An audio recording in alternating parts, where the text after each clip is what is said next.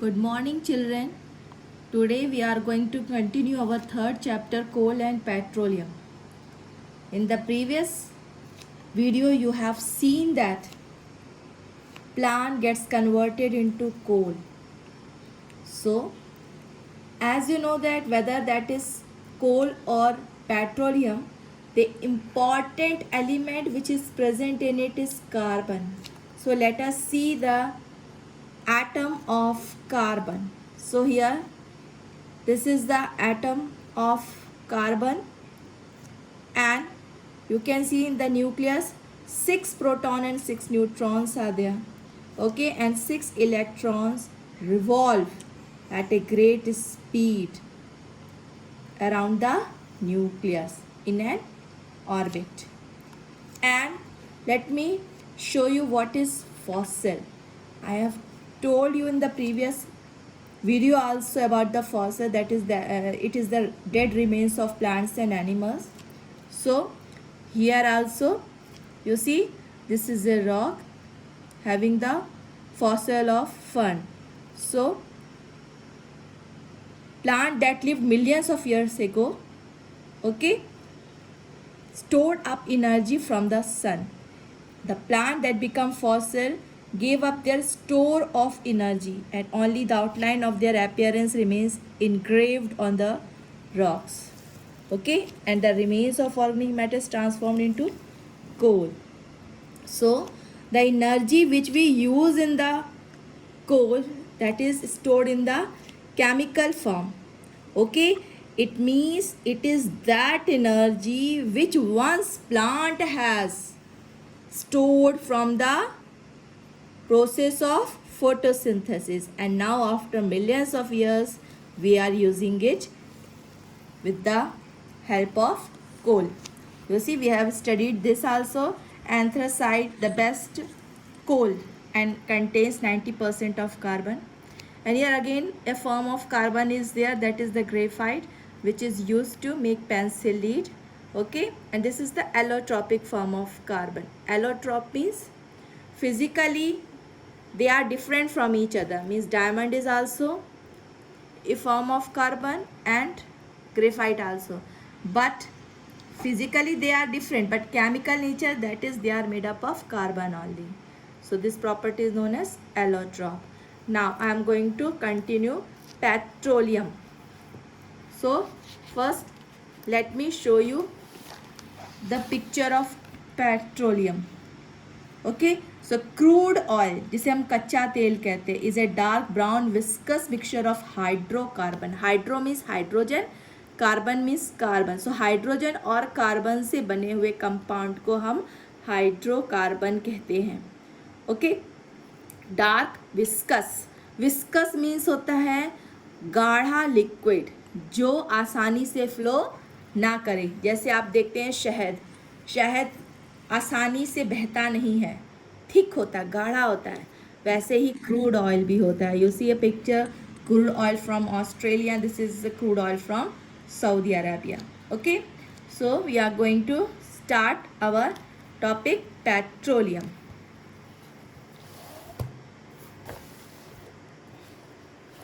Petroleum, which is also called crude oil, means kacha tel. It is an important fossil fuel. It is thick, gaढ़ा, flammable, जलने लायक, yellow to black mixture of gaseous, liquid and solid hydrocarbons. Hydrocarbons means जो hydrogen और carbon से बने हुए compound होते हैं. Okay, and it is having unpleasant smell. इसकी smell अच्छी नहीं होती है. Okay, it is occurring beneath the earth crust. बहुत ही नीचे अर्थ क्रस्ट के मिलता है. इसे हम ब्लैक गोल्ड भी कहते हैं because of its great commercial importance. इसका इस्तेमाल बहुत ज़्यादा होता है और ये महंगा होता है, इसलिए इसको ब्लैक गोल्ड भी कहते हैं. Formation of petroleum. The word petroleum comes from Latin word petro meaning rock and oleum. Oleum means oil. Thus, petroleum means rock oil. So, petroleum was formed from the remains of microscopic plants and animals. buried under the seas and the oceans millions of years ago. ठीक है, सो ये उन buried animal से बना हुआ है जो दफन है समंदर के अंदर बहुत गहराई में, और जिनको ऑयल बनने में मिलियंस ऑफ ईयर्स लग गए. ठीक है, सो स्लोली क्या हुआ, living organism died, their body sank down the bottom of the sea, समंदर के नीचे चली गई इनकी बॉडी और वो धीरे धीरे मड, सिल्ट एंड सैंड से कवर हो गई. अब यहाँ पे as a result of excessive heat, pressure and absence of air, याद रखिएगा ये आपको एग्जाम में लिखना होगा, यहाँ पे हीट ज़्यादा है मीन्स टेम्परेचर ज़्यादा है, प्रेशर ज़्यादा है और एयर की एब्सेंस है. इसमें ही क्या होता है, slowly this organic matter, organic का मतलब होता है वो कंपाउंड जिसमें कार्बन और हाइड्रोजन हो. ऑर्गेनिक जनरली प्लांट और एनिमल से मिलने वाले सब्सटेंस के लिए यूज़ किया जाता है. Okay, so got converted into petroleum और crude oil. Now you can see here one diagram, occurrence of petroleum in the earth crust. so ये देखिए ऊपर सी दिख रहा है, नीचे उसके अंदर की जो नीचे की ज़मीन है वहाँ पे ये देखिए रॉक्स है. ओके, ये वाटर है. Okay, now you see here it is found beneath the earth crust between two layers of impervious rock. means impervious means non porous rock, means जिसमें होल ना हो, जिसमें छेद ना हो. अगर छेद होगा तो वो तो नीचे बहकर और नीचे चला जाएगा. तो ऐसी रॉक्स रहती हैं जिनमें होल नहीं होता है, तो उसके ऊपर ये पेट्रोलियम ठहर जाता है, रुक जाता है. ओके, सो ये drilling of petroleum causes disturbance in the ecosystem. So ecosystem में किस तरह से डिस्टर्बेंस करता है, ड्रिलिंग मीन्स जब पेट्रोलियम को निकालने के लिए ड्रिलिंग मशीन यूज़ होती है जिससे ज़मीन तक उसको अंदर डाला जाता है और उसमें हाई प्रेशर के साथ पेट्रोलियम ऊपर आता है. सो जब इस तरह की प्रोसेस करी जाती है तो पेट्रोलियम आकर समंदर के ऊपर तैरने लगता है. और आपको पता है जब समंदर के ऊपर तैरेगा तो वहाँ पे पाए जाने वाले ऑर्गेनिज्म, वेदर द प्लांट्स और the animals, they will not get sunlight as well as oxygen की उसमें कमी हो जाएगी और वो वहाँ they start to die. Okay, so it is toxic also. Now extraction of petroleum. So petroleum को निकाला कैसे जाता है, petroleum is found in vast reservoirs beneath land और the ocean floor. Reservoir means इकट्ठा किया हुआ. Petroleum is extracted using giant drilling machine, means बहुत बड़ी एक ड्रिलिंग, जैसे आप ड्रिल करते देखे होंगे ना मशीन से, वैसे ही ड्रिलिंग मशीन का इस्तेमाल किया जाता है जो बहुत बड़ी होती है. होल बनाए जाते हैं रॉक्स में और इन होल्स को हम ऑयल वेल्स कहते हैं, तेल का कुआं कहते हैं. ठीक है ना, रिफाइनिंग ऑफ पेट्रोलियम. अब आपको पता है कि पेट्रोलियम मीन्स जिसमें बहुत सारे दूसरे हाइड्रोकार्बन से, मीन्स पेट्रोलियम एक मिक्सचर है. इसमें आपको ऊपर की सतह पे तैरता हुआ नेचुरल गैस मीन्स मीथेन मिलेगा. आपको पता है एलपीजी. ओके, सो ये सब भी क्या होता है, इसी पेट्रोलियम प्रोडक्ट्स होते हैं. एलपीजी लिक्विफाइड पेट्रोलियम गैस, इसमें ब्यूटेन होती है ना, सीएनजी, मीथेन और पेट्रोल, डीजल, कैरोसिन है ना, और आपका कोलतार, ये सब इस पेट्रोलियम में प्रेजेंट रहता है. पर हम इनको निकालने के लिए एक प्रोसेस करते हैं. ठीक है, तो इसमें क्या होता है, crude oil is a mixture of solid just like right I told you about the coal tar, liquid जैसे kerosene, petrol, diesel, gaseous hydrocarbon जैसे मीथेन, इथेन, प्रोपेन, ब्यूटेन, है ना. इनकी जब मिक्सचर को रिमूव करके पर्टिकुलर एक फॉर्म प्रोडक्ट निकाला जाता है, उसे रिफाइनिंग कहते हैं. तो refining of petroleum is the process by which crude oil is processed and separated into useful form. So it is carried out in a plant, है ना. ये एक प्लांट में किया जाता है, एक पूरा उसको हम ऑयल रिफाइनरी कहते हैं. So refining of petroleum involve separating crude oil into various components, उसमें से निकाले जाते हैं यूजिंग ए टेक्निक जिसे हम फ्रैक्शनल डिस्टिलेशन कहते हैं. Fractional distillation is a process by which जो पेट्रोलियम है, जो क्रूड ऑयल है, कच्चा तेल है, इसको इस फ्रैक्शनेटिंग कॉलम में लाया जाता है और इसे हीट किया जाता है. सो आपको पता है जैसे मीथेन, इथेन, प्रोपेन, इन सब का बॉइलिंग पॉइंट ये बहुत कम होता है, तो ये जल्दी से उड़कर अपने गैस फॉर्म में सबसे पहले निकल जाते हैं. उसके बाद जैसे जैसे बॉइलिंग पॉइंट बढ़ता है, जैसे 150 से 50 से 150 डिग्री सेल्सियस में एलपीजी निकलता है, या पेट्रोल 150 डिग्री से 200 सेल्सियस में निकलता है. ये बहुत इंपॉर्टेंट डायग्राम है, you have to prepare it for exam. Okay, so you see kerosene 200 degree Celsius से 250 डिग्री सेल्सियस में, डीजल 250 डिग्री से 300 degree Celsius, lubricating oil 300 degree Celsius से 350 degree Celsius, and fuel oil 350 degree Celsius से 400 degree Celsius तक. Okay, so what is fractional distillation? It is the process, it is the technique by which different various components of petroleum are taken out, okay, on the basis of difference in their boiling point. याद रखिए, line आपको लिखनी होगी कि on the basis of the difference, सारे जितने भी इसमें कंपोनेंट प्रेजेंट है इस पेट्रोलियम में, सबका बॉइलिंग पॉइंट अलग अलग होता है. तो जब हम बॉयल करते हैं तो जब जो सबसे पहले वो सब्सटेंस निकलता है जिसकी बॉइलिंग पॉइंट सबसे कम है. Understood? So in this technique crude oil is heated in a furnace. Furnace means होता है भट्टी, at around 400 degree Celsius. So as it boils, so the oil vapours are introduce into a tall cylindrical column, जिसे हम fractionating column कहते हैं. Here is a fractionating column. Understood? Now the various parts of the fractionating columns are maintain at different temperature, decreasing from bottom to top. आप देखिए ऊपर से. Okay, so when we are on top, boiling point is less, and at bottom it is high. Understood? So it is decreasing from top to,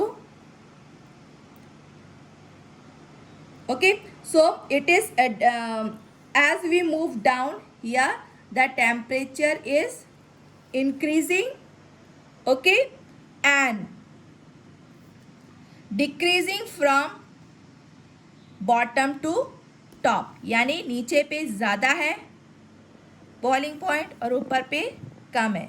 the oil vapours rise up in the column losing heat, और जैसे जैसे ऊपर जाता है तब इनकी heat energy निकल जाती है और ये कंडेंस होना, जमना शुरू करते हैं.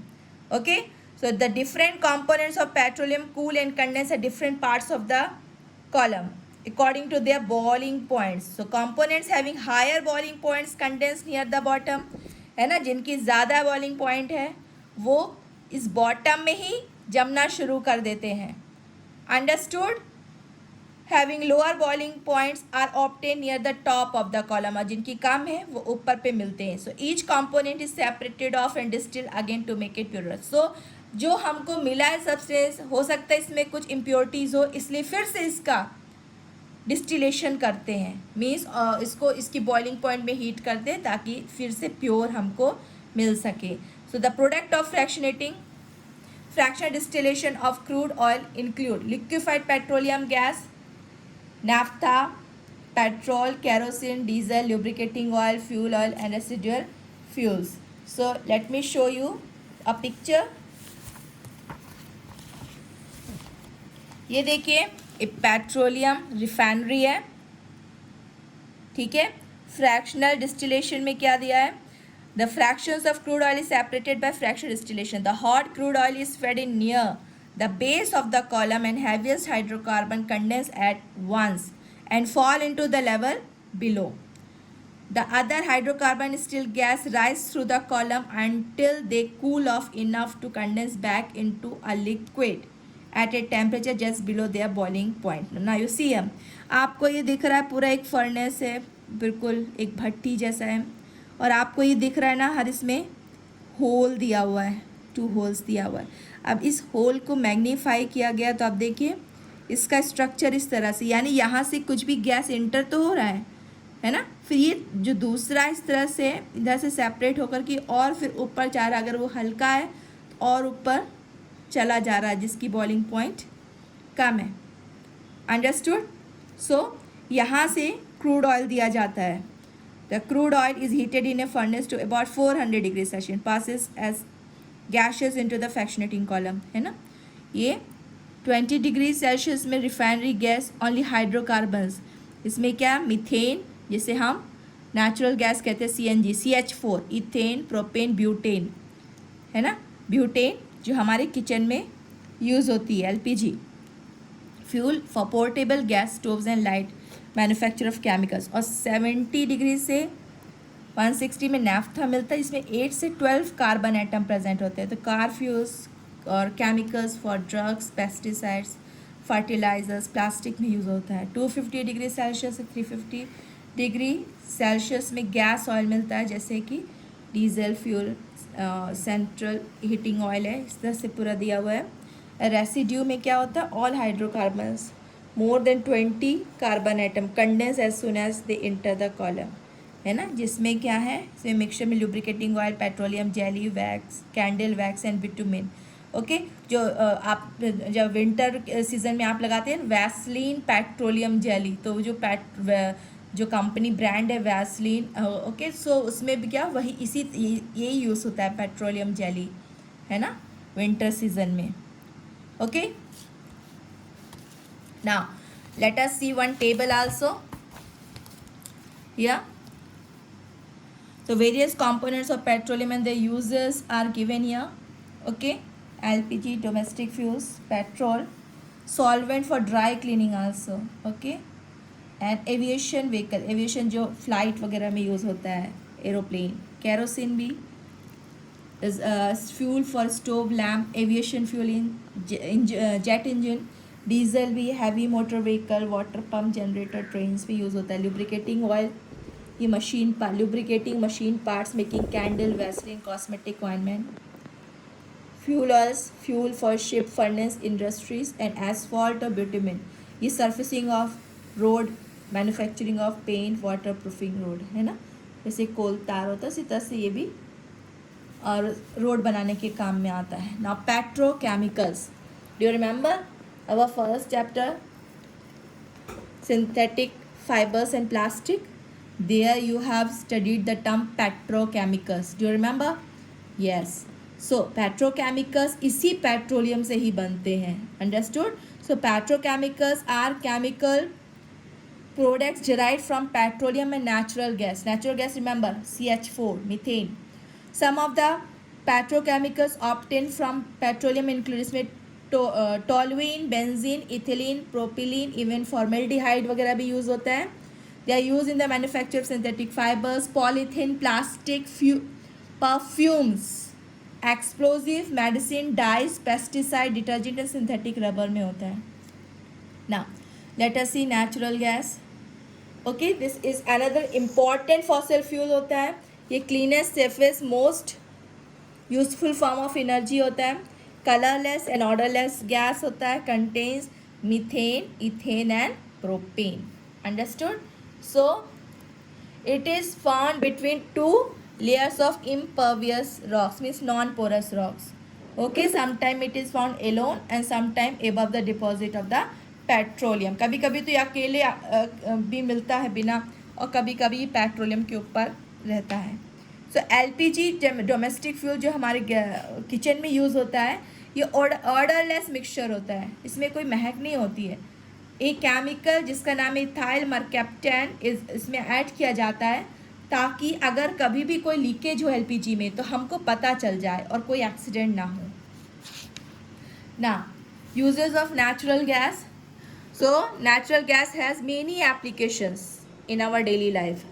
सो some ways in which natural gas are used, आपको पता है कि natural gas in the form of PNG यानी pipe natural gas, it is supplied directly from gas wells to home and factories through a network of underground pipes. Okay, it is use for heating and cooking के काम में आता है. और यानी ये direct pipe के ज़रिए घरों में इसकी सप्लाई होती है, इसलिए इसको पाइप नेचुरल गैस कहते हैं. और जो natural gas in the form of compressed natural gas, ये अल्टरनेटिव है. मीन्स एक अदर पेट्रोल और डीजल की जगह पे यूज़ किया जा सकता है, यूज़ किया जाता है कार्स, बसेस, ट्रक्स में. ये less polluting and cleaner fuel है. फिर it is also used for power generation, for electricity purpose. Okay, for heat, and when it Burns it is burned in a furnace. Now it is an ingredient used to make fertilizer, antifreezes, plastic, paint, pharmaceutical and fabric. It is also used to manufacture chemicals such as ammonia, methanol and acetic acid. So it is used in the manufacture of ammonia, methanol. Methanol means CH3OH. Acetic acid, CH3COOH. Ammonia, NH3. Now limitations of fossil fuels. So what is the limitation? That you know, it takes millions of years for its formation, so we cannot get it back very quickly. Okay, now pollution. So burning of fossil fuel produce poisonous gas and toxic substances. उसमें कौन सी gas बनती है? Carbon dioxide, sulphur dioxide, nitrogen dioxide, carbon monoxide and lead particles. Lead particles ये सब हमको मिलते हैं. सो कभी कभी आपने देखा होगा किसी पेट्रोल पंप में लिखा रहता है अनलेडेड पेट्रोल, मीन्स उसमें लेड नहीं है, क्योंकि लेड पॉल्यूशन कॉज करता है. It is hazardous also for our health, है ना. So and these gases and their vapor causes air pollution now and causes respiratory problems, suffocation in human beings, and also cause acid rain. Acid rain कैसे बनता है? आपको पता है, अगर कोई भी गैस है इस तरह की, जैसे अगर हमने लिया CO2 gas, so CO2 gas as a pollutant है, लेकिन जब रेन वाटर, ये रेन वाटर है, ठीक है. सो रेन वाटर से क्या होता है? ये क्या बन के करेगा? H2CO3, यानी ये कार्बोनिक एसिड बनाता है. अंडरस्टूड? हाँ, जैसे हमने अगर बाई चांस यहाँ पे सल्फर डाइऑक्साइड है, तो ये वाटर के साथ जेड के बनाएगा सल्फ्यूरस एसिड H2SO3, यानी सल्फ्यूरस एसिड. सो ये क्या है? ये वाटर कहाँ से आ रहा है? हमको रेन से आ रहा है. और ये गैस कहाँ से मिल रही है? जब इस तरह के फ्यूज़ जल रहे हैं. अंडरस्टूड?